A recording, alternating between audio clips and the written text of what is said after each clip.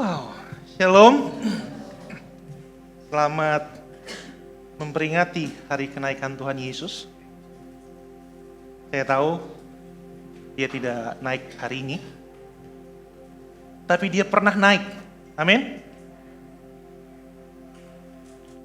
Siapa di sini Bapak Ibu Saudara yang percaya dengan sangat kuat bahwa Tuhan Yesus akan datang kembali? Entah kapan ya, entah kapan. Dan kita nggak tahu waktunya, kita nggak tahu juga di mana, kita nggak tahu juga kita ngalamin atau enggak. Kita nggak tahu. Tapi kita punya iman percaya bahwa dia pasti kembali. Siapa yang minggu lalu datang ke ibadah di tempat ini? Saya diberkati sekali. Siapa yang diberkati dengan khotbah minggu lalu dari Pastor Billy? Masih ingat? Masih ingat? Ya gitu deh. Itulah kenapa saya merasa sangat yakin kepada diri saya bahwa saya ini gampang lupa orangnya. Gampang kesandung juga lupa gitu ya. Baru dengerin, oh ya gitu ya gitu ya. Gitu. Tiba-tiba keluar, tadi ngobrol apa ya gitu. Saya tahu, saya punya kelemahan di bidang itu. Sehingga saya nyatet firman Tuhan. Sedapat mungkin saya catat. Kalau khotbahnya cepet, tapi terlalu banyak yang perlu dicatat, saya foto. Tapi kalau bisa saya catat. Kenapa? Saya menghargai diri saya yang hadir pada hari Minggu. Bukan buat yang khotbah. Bukan buat yang ngurusin multimedia. But I'm under myself. Kenapa? Saya udah lakukan ini dari pagi sebelum saya sampai duduk di sini, persiapannya banyak, betul nggak? Bangun tidur lah, ngulet dulu lah, narik selimut apa enggak ya, lanjut tidur enggak ya, berjuang! Penuh dengan kemacetan dan sebagainya. Terus akhirnya nyampe. So, kalau saya nggak pulang dengan membawa sesuatu, ngapain saya berjuang begitu banyak di pagi hari? Saya senang kalau Bapak Ibu tergugah hatinya untuk mencatat juga. Amin. Kok cuma 2 orang? Amin. Yoi, Tuhan catat. Nama-namanya. Oke. Minggu lalu, Pastor Billy bilang, orang yang berbuah itu mampu melakukan 4 poin. Orang yang berbuah itu punya integritas. Lalu orang yang berbuah itu faithful, setia, sampai akhir. Dan yang ketiga adalah, orang yang berbuah itu lebih takut Tuhan daripada manusia. Dan lalu orang yang berbuah itu berdiri teguh walau sendirian. Mirip-mirip sama integritas. Nah masalahnya gini, Pastor Billy bilang, sebagian besar orang Kristen, bukan orang Kristen yang besar ya. Sebagian besar orang Kristen, kalau orang Kristen yang besar maka kalian udah tahu lah ya. Sebagian besar orang Kristen punya masalah yang sama. Pertama dengar khotbah, lalu berusaha praktek nih ceritanya. Habis itu ya gagal. Lalu diulang lagi, dengar khotbah, berusaha praktek nih, ya gagal. Terus aja, repetitionnya di situ-situ aja. Ya, kenapa? Karena mereka berusaha untuk menghasilkan buah. Sementara buah itu bukan sesuatu yang kita upayakan untuk terjadi atau keluar. Pastor Billy bilang ngeden. Gitu ya. Lalu keluar buah. Plung gitu. Mangga, semangka gitu. Enggak. Buah itu hasil hubungan. Buah itu bukan hasil upaya kita menghasilkan buah. Buah itu hasil relationship dengan pribadi Yesus. Jadi buah itu otomatis. Ada yang pernah ngelihat pohon mangga pagi-pagi mukanya merah? Kayak orang ngeden gitu ya? Gak ada. Buahnya mungkin merah. Yohanes 15 ayat 5 dari TSI. Karena aku ibarat pohon anggur dan kamulah cabang-cabangku, kata Tuhan Yesus. Kalau kamu tetap hidup bersatu denganku dan aku tetap bersatu denganmu, maka kamu akan menghasilkan banyak buah. Bersatu. Dan kamu akan menghasilkan banyak buah. Kuncinya apa? Nyatu sama Tuhan. Tetapi kalau kamu terpisah, kamu tidak akan bisa berbuat apa-apa. Jadi hari ini saya akan lanjutkan dari apa yang Pastor Billy minggu lalu sampaikan, juga dengan Pastor Agus sebelumnya. Tapi kali ini saya mau izinkan saya membahas buahnya itu lebih mencondong kepada kenaikannya Tuhan Yesus. Apa yang dia lakukan sehingga kita mendapatkan sesuatu dari dia. Makanya hari ini saya ambil tema besarnya adalah His Ascensions, Our Victory. Dia yang menjadi pokok, kita yang berbuah. Dia yang bangkit, hidup, naik ke surga, kita yang dibilang pemenang. Walaupun dia yang menang. So, are you ready? Siap ya? Saya akan berikan beberapa poin dalam khotbah pagi hari ini. Di poin-poin tertentu saya akan cepat, di poin-poin tertentu saya akan jelaskan lebih dalam. So, here we go.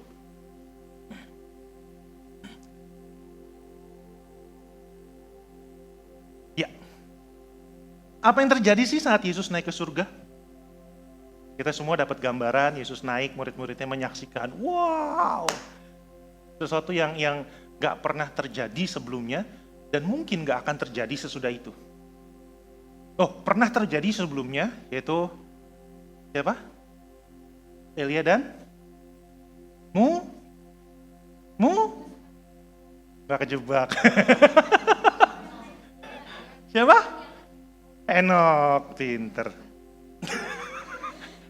Gak bisa dijebak ya, hebat-hebat emang pendekar Kristen semua. Apa yang terjadi sih waktu Yesus naik ke surga? Yang pertama, dia menjadi pembela loh. Saya berpikir gini, kalau Yesus kan udah mati, dipukulin, dihina, dikhianatin, terus habis udah di kayu salib pun dia nggak cuman di kayu salib itu, dipermalukan, telanjang bulat, ditusuk pula, dipakein mahkota, terus dikubur, terus bangkit. Harusnya beres dong. Dan dia kan udah bilang, it is finished. Tapi di ayat ini, Roma 8 ayat 34, saya akan bacakan buat saudara. Dan hal apakah yang masih bisa mengancam kita? Tidak ada. Karena Kristus sudah mati bagi kita. Bahkan dia juga hidup kembali dari kematian dan sekarang duduk di tempat yang paling terhormat di dekat Allah, yaitu di sebelah kanannya. Dari situlah dia membela kita dan berdoa untuk kita.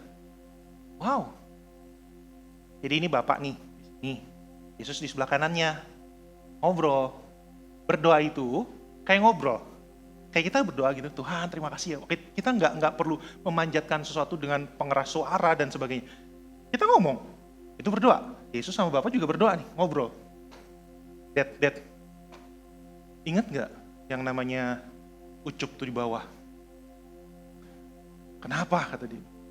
Dedi tuh Bapak Surgawi, Yesus manggilnya Dedi ceritanya. Emang kenapa dia? Itu orangnya bagus loh, beriman, dia taat gitu. Dia memang nggak terlalu rajin ini sih berdoa gitu. Kadang-kadang mau makan aja doanya setelah makan, gitu kan? Mau tidur juga doanya setelah tidur. Gitu. Itu juga bagus sih sebetulnya. Tapi imannya bagus loh. Dia ditawarin duit, dia disuruh pilih ninggalin Yesus atau milih 5 miliar. Dia milih 5 miliar. Ya iyalah daripada ninggalin Tuhan Yesus kan? Kejebak nih kali ini. Siapa yang mau ninggalin Tuhan Yesus atau milih 5 miliar? 5 miliar kan? Nah si Ucup gitu sama tuh. Jangan-jangan Ucup di sini nih. Tuhan Yesus doain Ucup bilang, gimana kalau kita berkati? Kita tolong kasih pekerjaan yang lebih baik. Nah itu terjadi sesuatu seperti itu. Dia ngomongin umatnya kepada Bapa yang pemilik anugerah terbesar untuk do something. Kenapa Yesus gak lakukan sendiri? Kan dia Tuhan, kan dia Raja. Otoritas terbesar ada di Bapaknya. Yesus bystander. Dia punya kuasa atas dasar Bapaknya perintahkan. Mati di kayu salib pun atas ide Bapaknya. Dia menghormati Bapaknya. Dia punya power yang sama besarnya kayak Bapaknya. Tapi dia menundukkan dirinya di bawah otoritas Bapaknya. Hebat ya? Coba kalau kita dikasih kekuatan sebesar Yesus. Hari ini gak ada yang di gereja. Lagi latihan jalan di atas air. Berusaha membelah kopi cappuccino di Starbucks. Kita akan gunakan itu. Tapi Yesus dengan power yang besar itu. Di sini di ayat ini bilang, disitulah dia membela kita dan berdoa untuk kita. Dia nggak show off, dia nggak melakukan apa. Dia melakukan sesuatu buat kita. Yesus nggak ninggalin kita sendirian teman-teman. Bapak Ibu Saudara, dia duduk di sebelah kanan Allah Bapa, dia jadi pembela. So, dari poin pertama ini saya berharap Bapak Ibu Saudara punya pengharapan bahwa ya aku nggak pernah sendirian loh. Kalaupun aku benar sendirian, seseorang pribadi di atas sana yang memandangi aku dan berencana melakukan sesuatu yang terbaik dalam kesulitanmu, dalam jerih payahmu, dalam tangisan air mata yang gak kelihatan, dalam teriakan batinmu. Ada satu pribadi yang sedang memperhatikan hidup saudara, yang langsung bikin ide gagasan dan mau melakukannya buat saudara. Namanya Yesus. Bayangin kalau Yesus gak bangkit dan gak naik, ini gak terjadi. So, apa dampaknya buat kita secara langsung? Poin kedua, cepet ya. Makanya dicatat.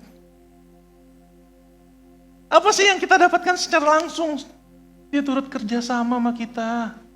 Bayangin dia udah duduk di samping Bapak, ngobrol tentang kita, mikirin ide sesuatu yang baik tentang kita, terus idenya muncul nih dari obrolan itu, dari doa itu. Dia mau ikutan kerja lagi di dalam kita. Dia berikan sebagian rohnya untuk kita bekerja bareng-bareng sama dia. Dia nggak pernah membiarkan kita sendirian, benar-benar sendirian. Ayatnya, Markus 16 ayat 19-20. Sesudah Tuhan Yesus berbicara demikian kepada mereka, terangkatlah ia ke surga, lalu duduk di sebelah kanan Allah. Mereka pun pergilah memberitakan Injil ke segala penjuru. Dan Tuhan turut bekerja dan meneguhkan firman itu dengan tanda-tanda yang menyertainya. Saya garis bawahi kata turut bekerja. Yesus sudah naik. Dia duduk sebelah kanan Allah Bapa. Dia nikmati semua kemuliaan yang dia layak terima karena memang dia taat sampai mati. Ayat 20 bilang, Tuhan turut bekerja dan meneguhkan firman itu. Di dalam siapa? Murid-murid. Ini ada muridnya Tuhan Yesus, boleh angkat tangan? Oke, good. Berarti Yesus bekerja sama dengan saudara sampai hari ini. Walaupun pada saat saya ngomong gini, ada suara kecil di hati. Nah, saya kan, tapi kan, apa iya gitu. Saya ajak saudara untuk dorong jauh-jauh suara kecil itu dan percaya sama firman Tuhan ini bahwa Yesus bekerja sama dengan saya dengan apapun yang saya kerjakan saat ini. Kenaikan Yesus itu nggak ninggalin kita, nggak. Dia ngomong gini, dia mau kerja sama, so berarti waktu dia naik, dia berikan sebagian rohnya kepada kita, dia duduk bareng di dalam hidup kita. Dia tetap kerja. Apa kerjaan Tuhan Yesus? Ada yang tahu? Bikin meja Pak Anton, karena dia anaknya Ucup yang tadi. Anaknya Pak Usup. Apa yang Yesus lakukan? Dia kerja, dia main musik, dia desain something, dia masak, dia bikin kopi, dia les, dia kupas bawang, dia pergi ke tetangga. Apapun yang saudara lakukan, Yesus lakukan bersama saudara. Masa sih? Firman-Nya bilang begitu kok. Gak ada titik 2 atau bintang kecil, syarat dan ketentuan berlaku, gak ada. Apakah Yesus mau lakukan itu semua? Buat apa? Tujuannya buat apa? Yang pertama, Yesus mau lakukan itu semua hal yang sepele itu karena dia mau punya hubungan. Seperti yang Pak Pastor Billy bilang, supaya Anda dan saya berbuah, itu dulu. Sementara kita dengar firman Tuhan, lalu tergugah untuk melakukannya, cepat-cepat gitu. Ntar dulu, pikirin dulu, Tuhan kalau Engkau ada di dalam diriku, Engkau mau ngapain yang pertama? Mungkin saat itu, saat merenungkan firman Tuhan, saudara langsung teringat tetangga, saudara, kerabat, famili, siapapun itu. Bolehlah, itu nggak salah. Tapi coba ngobrol sama Tuhan lebih akrab. Tuhan, Engkau mau apa? Kalau ada dua sahabat duduk bareng, mereka akan membicarakan apa sih? Membicarakan hubungan tentang mereka berdua. Setelah mereka puas membicarakan hubungan, mereka akan berbicara tentang apa dampak hubungan ini buat sesama. Jadi jangan salah fokus Bapak Ibu Saudara. Jangan banyak action keluarnya, tetapi sedikit buat relationship-nya. No, action keluar itu dampak dari relationship yang kuat ini sama Tuhan Yesus. Emang Tuhan Yesus mau berteman akrab sama saya? Emang enggak? Kenapa enggak? The throne of heaven is still connected to the mission on earth. Duduk di tahtanya di surga, saya nggak ada gambarnya, ya. Gambarnya terlalu manusiawi banget, karena nggak ada yang bisa menggambarkan tahtanya Allah itu. Walaupun bisa pun ya nggak terlalu baik sebetulnya. Tapi tahtanya Allah, tahtanya Tuhan Yesus di surga itu masih terhubung loh sampai hari ini. Sampai hari ini dengan saudara. So, siapa yang mau bekerja bersama dengan Tuhan Yesus? Pekerjaanmu, di kuliahmu, di rumah tanggamu, dimanapun. Itu dampak yang kedua. Saya senang kalau Bapak Ibu Saudara mencatat. Yang ketiga. Ini seru nih. Siapa yang pernah ngeliat kuntilanak? Kok tiba-tiba ke situ ya? Ada hubungannya. Kenaikan Yesus membuat kita mudah mengarahkan hati kita kepada perkara surgawi. Apa sih perkara surgawi? Spiritual thing. Tentang hal-hal yang rohani, tentang hal-hal yang berbau roh, alam roh, dan sebagainya. Kalau saudara nggak percaya Yesus naik ke surga duduk di sebelah kanan Allah Bapa, saudara nggak akan mungkin adanya alam roh. Karena waktu dia naik, dia hilang di alam roh. Nggak dijemput sama UFO, nggak ada piring terbang. Di rumah nenek saya ada piring terbang. Dasar lu gitu, habis itu suaranya gitu. Mentega terbang. Butterfly.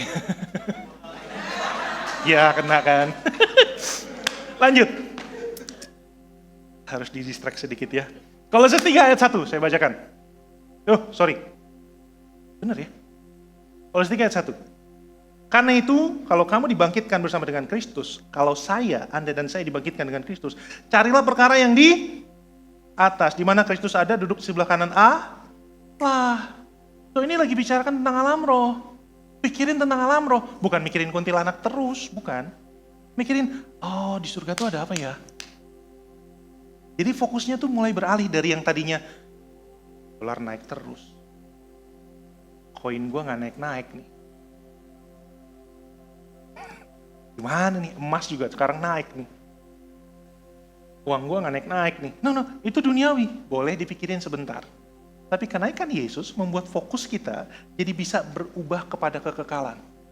Gak lagi cuma mikirin hal-hal yang duniawi. Mungkin di bagian saudara ada yang mikir, Pak Anton dari tadi ngomongnya rohani mulu, kapan yang mendarat ke bumi? Sabar. Habis ini saya bicara soal duit. Ada yang mau bicarakan soal duit? Maksudnya ada yang semangat dengerin soal duit? Pura-pura nggak ngaku. Saya semangat kalau bicara soal duit.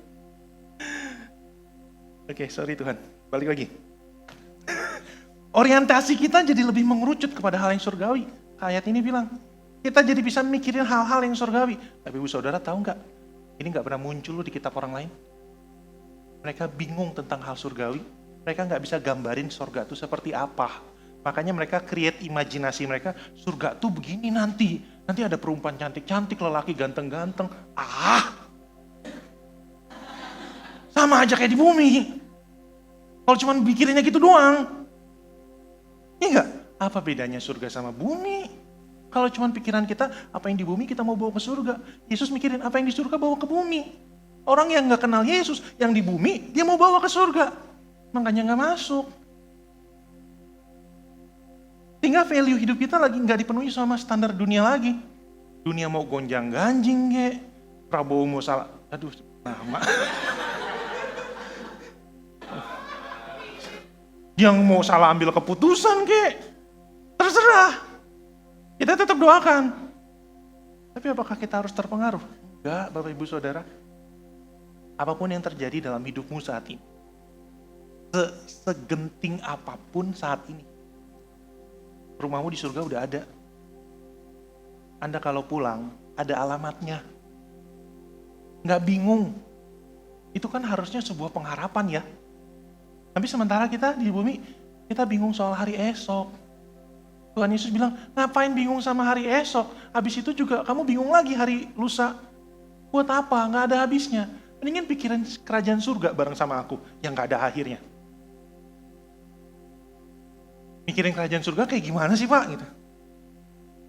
Ini yang paling mudah buat saya kasih tahu contoh mikirin kerajaan surga tuh kayak gimana. 2 jiwa. Mikirin kerajaan surga tuh perkara yang di atas itu. Mikirin apa yang Yesus pikirin. So, apa yang Yesus pikirin sampai hari ini? 2 orang yang belum selamat. Bukan domba yang terhilang doang, tapi anak yang terhilang juga. Ada yang tahu bedanya domba terhilang sama anak yang terhilang? Domba yang terhilang dicari, anak yang dihilang nggak dicari sama Tuhan Yesus. So, jangan marah kalau udah nggak ke gereja 2 bulan nggak dicariin sama Pastor Agus. Anda anak, pulang. Jangan minta dicari, pulang. Anak yang terhilang dicari nggak sama bapaknya di cerita Alkitab? Enggak, ditungguin. Domba dicari, kenapa? Nggak bisa pulang. Nah ini kan domba yang terhilang Pak, kenapa saya nggak dibesuk sih Pak? Kan Tuhan Yesus ngomong domba yang terhilang harus dicari, walaupun 1 tinggalin 99. Oke, tapi kalau Anda domba, jangan minta doa Anda dijawab seperti seorang anak. Maunya dicari terus kayak domba, tapi fasilitasnya maunya kayak anak.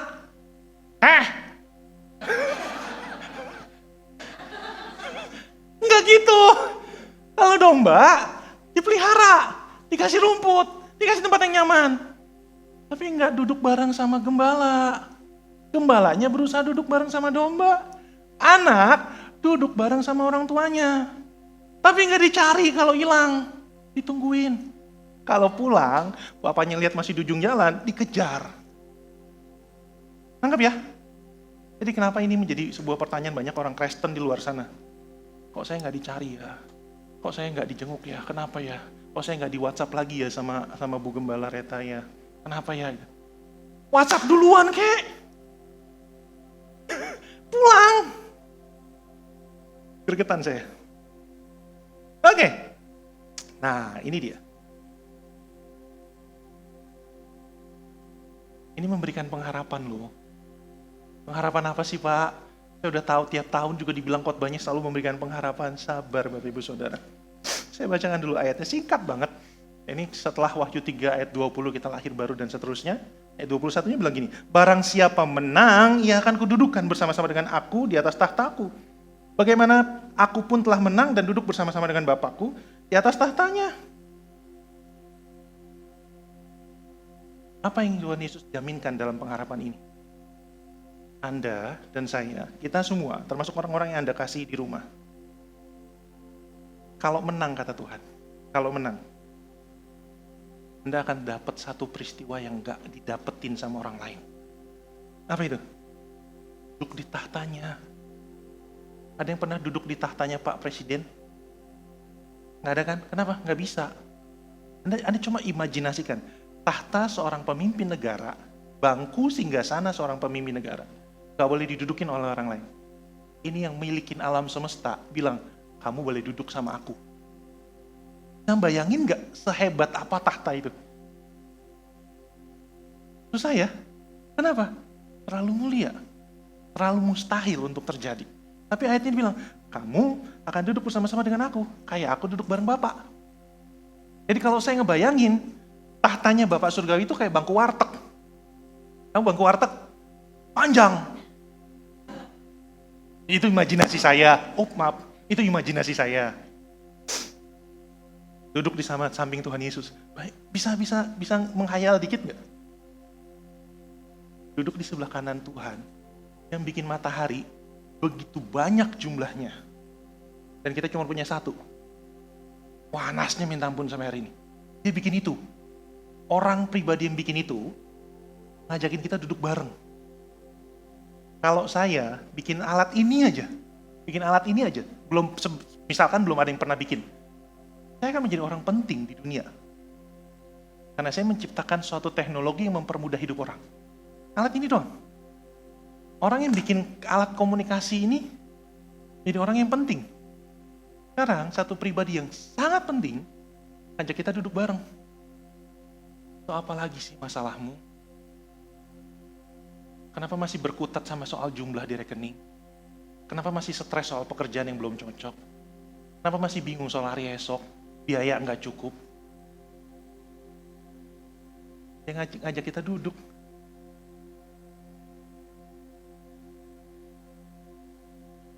Saya suka sama kalimat ini. Kubur kosong memberi kemenangan, tahta sorga memberi kepastian. Anda cukup percaya saja bahwa dia duduk di atas sana, dia lakukan sesuatu buat kita. So kita punya kepastian yang besar. Sementara pikiran kita tuh suka melayang, habis baca kalimat ini pasti melayang, gimana caranya, mana mungkin. Kita mulai mempertanyakan dan mempertanyakan. Akhirnya kita semakin jauh dari jawaban. Tapi kita terima aja bahwa iya benar Tuhan akan dudukin saya bersama-sama dengan dia. So apalagi masalah saya di bumi ini, gak ada artinya. Kalau saya bakal duduk di sana, berarti saya juga bakal menang bersama Yesus. So masalah yang saya sedang hadapi saat ini, saya pasti menang. So Tuhan Yesus sudah bilang, saya bakal duduk. Yesus duduk di samping Bapaknya karena apa? Menang. Anda dijanjikan karena Anda akan menang. So bayangin sekarang, apapun masalahmu, mulai bayangin gini, aku akan selesai. Aku akan hadapi, aku akan cukup, aku akan punya lebih, aku akan punya klien baru, dan sebagainya. Aku akan punya dan aku akan dapatkan. Karena Tuhan Yesus bilang, aku bakal menang. Ngomong gitu sama masalahmu. So kalau Yesus naik ke surga, berarti surga nyata nggak? Nyata. Kalau nggak, Yesus nggak perlu naik ke surga. Kalau Yesus begitu cinta sama bumi yang ada saat ini, dia nggak perlu naik ke surga. Dan Yesus di surga memberikan kita kepastian yang baru, pengharapan yang baru bahwa apa? Ada rumah buat kita, ada tempat tinggal. Kita nggak akan nyasar, habis dimasukin peti, tutup gitu ya. Kita nggak akan nyasar. Kita akan dijemput sama malaikatnya. Ngeri ya? Gak usah takut sama kematian. Cepat atau lambat datang kok. Saya berdoa lambat datangnya. Amin. Jangan pulang di waktu yang belum matang, belum waktunya. Jangan pulang ke surga waktu engkau masih prematur. Ya, pulang kalau udah selesai. Amin. Ya itu kan di surga nanti, Pak. Saya tahu itu semua jaminan di surga. Sementara kalau saya masih hidup 40 tahun lagi, masa iya? Rumahnya SSSS mulu Tuhan. Ganti kek. Masa gajinya segini mulu? Masa pekerjaannya gini-gini mulu? Saya mau sesuatu yang real di bumi. Ada yang mau sesuatu yang real di bumi? Daim, ngaku aja sih. Oh ya, Mike tuh ngaku langsung. Ini akan seru. Saya akan berusaha menjelaskan supaya Bapak Ibu Saudara tertarik untuk terus ikuti Yesus. Terutama buat mereka yang tidak mencintai uang, tapi butuh uang. 2 Korintus 8 ayat 9. Karena kamu telah mengenal kasih karunia Tuhan Yesus, kasih karunia Tuhan kita Yesus Kristus, bahwa Ia yang oleh karena kamu menjadi miskin, sekalipun Ia kaya, supaya kamu menjadi kaya oleh karena kemiskinannya. Ia jadi miskin. Saya mau tanya, kapan Yesus miskin? Waktu di bumi. Anda bisa jawab? Ini pertanyaan loh. Dia menjadi miskin. Dia nggak punya apa-apa. Gambar Yesus yang saudara lihat di internet pakai cawat, itu cuman rasa hormat pelukisnya aja. Dia nggak mengenakan apa-apa. Cuman mahkota duri. Dia menjadi miskin supaya kita yang miskin menjadi kaya karena kekuatannya dia. Saya ulang ya. Dia menjadi miskin supaya Anda dan saya yang miskin menjadi kaya karena dia. Nangkep nggak? Nangkep nggak? Ada yang excited nggak? Apa urusannya? Dia miskin, tapi saya tetap miskin juga kok, Pak. Di ayat yang lain saya nggak cantumin di sini. Dibilangnya dalam hal kerohanian. Kalau saya cantumkan di sini harapan saudara pupus. Iya rohani doang, ya gitu kan, bahasa roh lagi gitu kan. Enggak. Yesus miskin supaya Anda dan saya yang miskin menjadi kaya karena dia. Saya harus bandingin dengan ide yang sama, rencana yang sama, kisah yang sama, supaya saudara tahu bahwa kayanya itu real kaya. Ada yang tahu ayat ini enggak? Karena begitu besar kasih Allah akan dunia ini sehingga ia telah mengaruniakan anaknya yang tunggal supaya setiap orang yang percaya kepadanya tidak binasa melainkan beroleh hidup yang kekal. Ia mengaruniakan anaknya yang tunggal supaya kita yang harusnya binasa memperoleh hidup yang kekal dalam Dia. Saya ulang ya. Dia mengaruniakan anaknya yang tunggal supaya kita yang harusnya binasa karena dosa memperoleh hidup yang kekal karena anugerahnya. Supaya karena Dia yang kaya menjadi miskin untuk kita, supaya kita yang miskin di dunia menjadi kaya di dalam Dia. Sama nggak ceritanya? Yesus miskin di kayu salib. Yesus mati di kayu salib. So, cara soal kaya ini, dengan ide yang sama ini, ingin saudara punya pengharapan bahwa saudara dan saya layak terima kekayaan. Duit. Sabar ya. Enggak soal kekayaan, duit itu bukan satu-satunya kekayaan. Kenaikan Tuhan Yesus itu membuat kita punya harapan akan hari esok, Bapak Ibu. Harapan akan kehidupan setelah kematian udah pasti. Termasuk harapan di bumi. Anda dan saya nggak akan terus-terusan dibuat menderita sama Tuhan. Dia bilang, aku berikan anakku, kata Bapa, supaya kamu yang harusnya binasa di dalam neraka, memperoleh hidup yang kekal bersama aku di surga.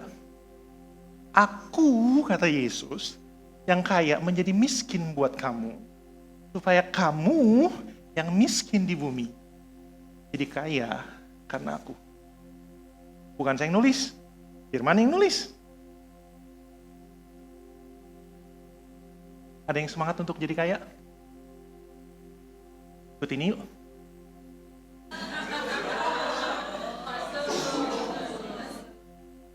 Saya nggak tahu beliau-beliau akan ngomong apa. Gak ada komunikasi apa-apa soal ini.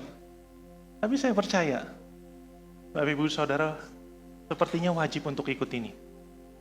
Saya pun harus ikut. Saya berharap dengan endorse ini saya bisa ikut gratis. Gak. Kenapa ini penting? Karena kita semua punya masalah yang mirip-mirip di bagian finansial. Baik itu dikit maupun banyak jumlah yang kita punya, sama-sama ada masalahnya. Betul nggak? Dan lewat pertemuan ini, lewat seminar ini yang akan diadakan minggu depan, kita akan belajar banyak. Kita akan tahu apa sih yang menjadi kendala, apa sih yang menghalangi, dan apa sih yang harus saya lakukan kalau saya sudah mengalami breakthrough soal financial ini. Kita akan belajar. Saya mendorong Bapak Ibu Saudara dan teman-teman untuk ikut. Memang berbayar 35.000, tapi untuk itu akan digunakan untuk makan siang dan minum yang akan Bapak Ibu terima di hari itu. Tanggal 22 hari Jumat ya. Jam 10 sampai jam 2 di tempat ini. Gak usah lama-lama, saya nggak di-endorse. Lalu, ini yang akan menjadi sesuatu yang menyenangkan. Bahwa Yesus akan datang kembali, dia naik untuk pulang kembali ke bumi. Jemput kita. Dengan kata lain gini, kiamat itu beneran Bapak Ibu. Akhir zaman itu beneran. Habis dikasih tentang duit, uang, dikasih tentang kiamat. Buat apa punya duit, Pak Anton? Buat beli jiwa, buat Yesus. Gunakan mamon yang tidak jujur itu untuk bersahabat. Bisa kok. Kisah para Rasul 1 ayat 11, dan berkata kepada mereka, hai orang-orang Galilea, mengapakah kamu berdiri melihat ke langit? Yesus ini malaikat yang ngomong, yang terangkat ke surga meninggalkan kamu akan datang kembali dengan cara yang sama seperti kamu melihat dia naik ke surga. Tanyanya gini, waktu Yesus balik, mungkin di zaman kita, mungkin saya nggak tahu, terangkat nggak? Tanyakan ini sama hati saudara dan teman-teman masing-masing, terangkat nggak? Rahasianya gini, pengangkatan, kalau itu terjadi dalam zaman kita, pengangkatan itu sama mirip persis kayak keselamatan. It's a gift. Nggak bisa kita upayakan kalau tiba-tiba nanti selesai ibadah ya, Yesus tiba-tiba datang nih, terus kita lihat sangkakala berbunyi gitu ya, terus Yesus datang gitu, wah Tuhan gimana caranya supaya aku terangkat? Nggak ada. Caranya begini, sebelum Yesus datang, jalin hubungan baik. Pengangkatan itu kayak anugerah. Nggak ada yang bisa dikejar selain hubungan yang dibina selama sebelum terjadi pengangkatan. Jadi jangan fokus kepada kedatangan Yesusnya, fokus sama hubungannya. Saya berdoa, Bapak Ibu Saudara dan teman-teman semua, kalau Yesus datang di masa kita nih, kita semua terangkat. Amin? Amin? Kalau nggak terangkat gimana? Saya berdoa, Bapak Ibu Saudara, ikut kelas susulan. Pengangkatan kedua, kalau ada. Tapi saya berdoa gini, nggak ada satupun yang tertinggal. Ini yang membuat kita punya pengharapan. Kenapa? Yesus lagi nyiapin tempat, lagi bikin rumah buat kita. Kalau rumahnya jadi, dia panggil kita pulang. Jadi jangan menyerah hanya karena hidupmu di saat ini sedang dalam masalah dan tekanan dan sebagainya. Terus apa yang kita lakukan dong? Saya akan tutup dengan hal ini. Apa yang perlu kita lakukan? Selama kita masih di bumi ini, sambil nungguin Yesus balik, sambil Tuhan Yesus membuat sesuatu mujizat terjadi dalam hidup kita, keuangan kita baik, masalah kita beres, penyakit kita sembuh, keluarga kita utuh dan sebagainya. Apa yang harus kita lakukan? Gak lain gak bukan. Sampaikan pesannya. Itu tugas Anda dan saya. Kenaikan Tuhan Yesus itu memberikan kita tugas untuk melanjutkan pekerjaannya. Yesus memberikan tugas kepada kita, nih terusin ya bagianmu, aku sekarang kerjain sesuatu yang kamu gak bisa kerjain di surga. Aku lakukan di surga, kamu tolong lanjutin, bahkan lakukan sesuatu yang lebih besar daripada aku lakukan.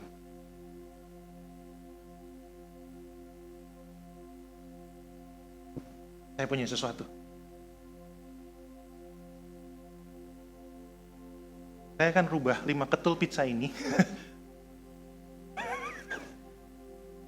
Ini akan terjadi mujizat. 5 ketul roti plus 2 orang kelaparan. Pizzanya habis, orangnya bertambah kelaparannya. Ada yang tahu ini ya, nggak usah dibilang ini tahu apa ya bentuknya ya. Bulat gitu ya. Bahkan dan tanpa melihat bendanya, mencium aromanya, kita tahu bahwa itu ada sesuatu yang saya kenal, yang pernah saya nikmati sebelumnya, atau yang saya pernah, aromanya saya nggak asing nih buat saya. Saya mau tanya, box pizza ini penting nggak sih? Penting karena ada isinya. Berarti kalau isinya nggak ada, penting nggak? Enggak. Pentingan mana? Isi sama boxnya? Isi dong. Siapa yang mau boxnya? Angkat tangan. Boxnya doang. Isinya udah ditakin sama Mike. Nggak ada yang mau kan? Pizzanya mau nggak? Beneran ada loh. Beneran ada. Saya deg-degan. Takut dia belum buka pas saya pesen. Tapi istri saya baik banget. Ini ada istri saya di depan. Dia upayakan untuk cari dan pesankan. Maksudnya gini. Tugas box ini, selama ada isinya di dalam, dia tugas itu untuk ngirimin box ini, dalam pizzanya kepada orang yang memerlukan. Tugasnya cuma sesimpel itu. Kirimin isinya, habis itu tugasnya selesai. Dia nggak akan dicari, dia nggak akan dibutuhkan, bahkan selesai isinya dibuang. Tapi selama dia belum selesai melakukan tugas ngirimin isinya ke tujuan, boxnya boleh kotor nggak? Ada yang mau makan pizza yang udah kotor boxnya? Atau nggak usah kotor deh, lecek aja. Nggak ada yang mau. Kenapa? Kita langsung mikir, tadi apa ya, diinjek apa ya gitu. Kita mikir udah ngaco gitu. Aduh nggak mau gitu. Walaupun boxnya menghalangi kotoran dari kena pizzanya, tapi kita pas makan kita ngebayangin pizza habis diinjek, nggak enak. Boxnya ini tetap harus terjaga rapi, bersih, nggak boleh kena kotoran. Bahkan sehelai rambut pun kita nggak mau. Kalau kita habis buka nih ya, tiba-tiba ada rambut ikal gitu ya, kita masih komplain. Box ini punya tugas jagain pizzanya bersih sampai tujuan. Bahkan orang nggak peduli sama warna boxnya. Bener nggak? Boxnya mau warna merah kayak ini maupun yang biru ada kartu dominonya pun nggak masalah. Ya, yang penting isinya. Orang nggak terlalu penting mau boxnya yang bentuknya kotak, mau persegi panjang kek, yang 2 meter kek. Yang penting isinya. Dunia nggak butuh orang terkenal. Dunia butuh Injil yang menyelamatkan. Anda dan saya box. Yesus pizzanya. Bagian kita tuh jaga kebersihan. Sampaikan sampai tujuan. Anda nggak penting. Yesus yang penting. Sorry itu saya. Bagian Yesus apa? Yesus jagain boxnya supaya nggak rusak. Sampai dia menyelesaikan tugasnya. Bagian Yesus apa? Bersihin boxnya supaya isinya tetap bersih. Bagian Yesus apa? Yesus rawat boxnya supaya isinya sampai ke tujuan. Bagian Yesus apa? Yesus harus anterin boxnya. Boxnya nggak bisa pergi sendiri kemana-mana. Yesus harus anterin boxnya ke tujuan supaya isinya bisa dinikmati oleh orang lain. Yesus butuh boxnya. Perlu banget. Walaupun buat Yesus pentingan pizzanya sebetulnya. Tapi Yesus butuh boxnya. Kenapa? Yesus harus ketemu sama orang yang gak kenal sama dia. Yang gak tahu kredibilitasnya Yesus. Yesus harus kasih tahu, gue jagain box ini demi lu bisa dapat makanan ini. Kenapa? Kamu lebih penting daripada makanan ini. Jangan terlalu sibuk jadi box yang baik. Yang menarik. Sampai lupa ngirimin pizzanya. Naik ke surga, tugas dia selesai. Tugas box ini belum. Tuhan gak mencari kemasan yang sempurna kok, teman-teman. Anda mungkin ngomong gak lancar. Musa ngomong gak lancar. Anda mungkin gak terlalu hebat gitu. Dipandang hina. Daud juga gitu kok. Anda mungkin butuh bantuan orang lain. Anda butuh ditolong sama orang lain. Anda butuh dituntun sama orang. Apapun kelemahan Anda. Tuhan gak cari kelemahan yang patut dibanggakan atau kesempurnaan yang patut dibanggakan. Tuhan pengen mau hati yang mau dipakai. Dia naik ke surga. Dia nyari surga. Hati siapa yang mau dipakai? Ada yang mau dipakai sama Tuhan? Nyampein. Ada yang mau makan pizza? Sabar ya. Apapun yang saudara lakukan dan katakan. Kalimat ini penting. Pesan yang saudara bawa ke dunia lebih penting daripada saudara sendiri. Wah, kok gitu sih Pak? Yesus gak lagi pandang dirinya penting.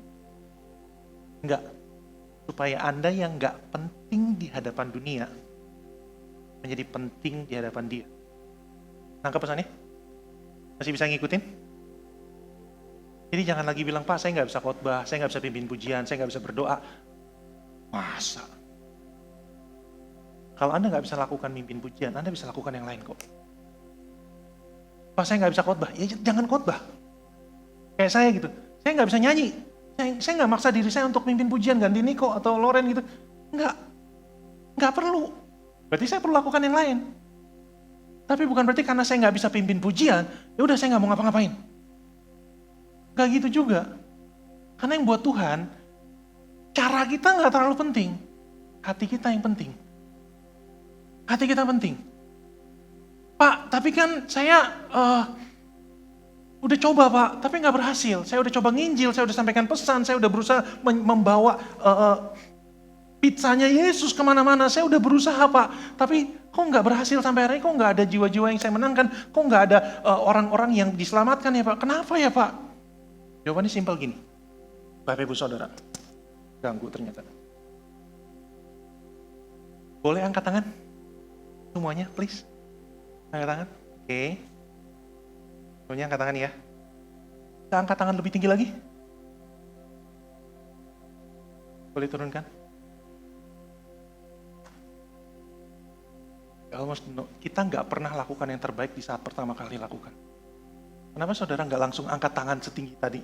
Yang kedua, itu yang kita lakukan waktu kita dipanggil sama Tuhan untuk melayani, untuk mimpin pujian, untuk ngirimin firman. Kita pikir kita udah lakukan yang terbaik. Tapi kalau Bapak Ibu balik ke 25 tahun, ke 40 tahun yang lalu, waktu Bapak Ibu masih TK, masih kelas 5. Adik-adik, siapa yang bisa angkat tangan? Angkat tangannya gimana? Benar nggak? Benar nggak? Tapi waktu kita udah makin dewasa, Kita spare sedikit energi kita spare sedikit finansial kita spare sedikit waktu tidur kita bilang, Tuhan aku udah lakukan yang terbaik kok. Sangat tiang.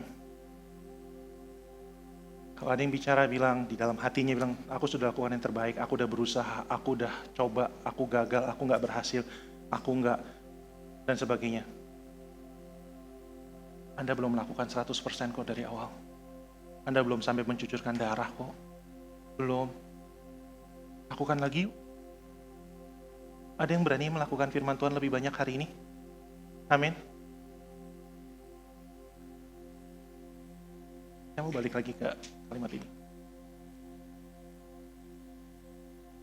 Saya mau ajak Bapak Ibu Saudara untuk ingat kalimat ini dan bawa pulang. Gak peduli kemampuanmu terbatas. Gak peduli Anda punya banyak kelemahan. Gak peduli Anda gak bisa memimpin pujian, memberi persembahan besar. Karena yang penting adalah firman Tuhan terjadi dalam hidup orang lain lewat Anda dan saya. Amin.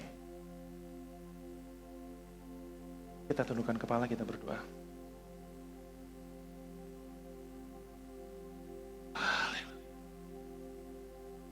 Tuhan, thank you Engkau sudah naik ke surga. Engkau memberikan kami tempat. Engkau enggak membiarkan kami sendirian. Engkau bahkan enggak mengizinkan kami kerja sendirian. Tuhan, terima kasih buat anugerah-Mu. Kami mau menjadi pembawa firman, penyampai pesan, atau apapun yang bisa kami lakukan buat kerajaan surga. Kami mau banget, kami mau Tuhan. Tapi kemampuan kami terbatas. So kami minta bimbingan Roh Kudus untuk membuat kami melihat kapasitas maksimal kami untuk melakukan sesuatu. Ajar kami untuk tetap menjaga kebersihan hidup kami, menjaga kesterilan hidup kami, sehingga pesan-pesan firman Tuhan yang ada di dalam hidup kami tidak terkontaminasi oleh apapun yang dari dunia. Tuhan, kami lakukan ini bukan supaya kami bisa masuk surga. Kami lakukan ini karena kami sudah punya tempat di surga. Kami melakukan apa yang Kau tulis dalam firman-Mu bukan supaya kami berkenan kepadamu, tapi kami sudah berkenan lebih dulu. Bukan supaya kami disayang lebih daripada sebelumnya. Bukan supaya kami diberkati lebih banyak dari sebelumnya. Bukan Tuhan, bukan. Sama sekali bukan. Tapi karena kami sudah berkenan, kami sudah disayang lebih dulu, kami sudah diberkati lebih dulu. So kami mau lakukan lebih lagi untuk Engkau. Kalau kami merasa kami sudah melakukan banyak, ampuni kami Tuhan. Kami mau melakukan lebih daripada sebelumnya. Terima kasih Tuhan. Tuhan, hamba-Mu selesai menyampaikan firman. Tapi biarlah Roh Kudus-Mu terus bekerja dalam hati setiap umat. Biar firman ini menggugah hati setiap kami, termasuk hamba yang berbicara, untuk berani melakukan lebih banyak lagi. Hamba, kami semua nggak mau terpengaruh oleh dunia, kami nggak mau terpengaruh oleh apa kata manusia, kami mau terpengaruh oleh apa kata Tuhan. Makasih Tuhan, Kau jadikan kami box yang indah di mata-Mu. Walaupun nggak indah di dunia, di hadapan-Mu kami indah Tuhan. Terima kasih Tuhan Yesus, kami mengucap syukur. Kami berdoa di dalam nama Tuhan Yesus Kristus, yang siap menyampaikan firman Tuhan ke seluruh dunia. Sama-sama katakan, Amin.